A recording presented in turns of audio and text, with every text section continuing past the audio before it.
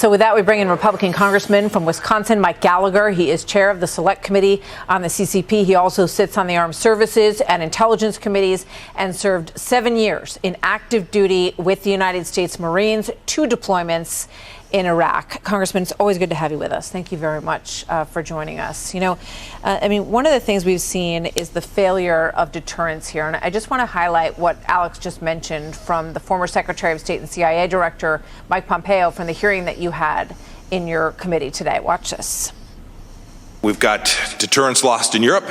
We have deterrence lost in the Middle East. We are on the cusp of losing that very deterrent model in Asia as well. One could argue that elements of that have already been lost. So what was the biggest takeaway for you from this hearing? And, you know, I should point out, we live in an environment where you have a lot of people in the country who don't want to see us involved in any more foreign wars.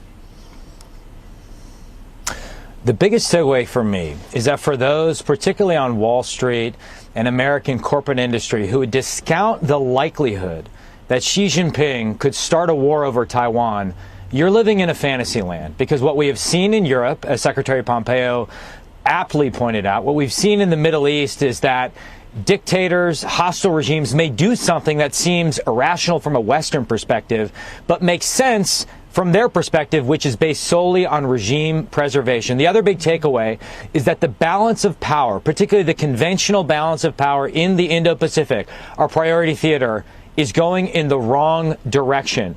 We need to urgently invest in our own defense to do what Secretary Panetta said, a Democratic defense secretary. We need to reestablish peace through strength. The logic of deterrence is actually quite simple. We all learned it on the playground. If we do not have strength, if we continue to project weakness, we could find ourselves stumbling into a war in the Pacific, which will make the current crisis in the Middle East and the current crisis in Ukraine look like child's play in comparison.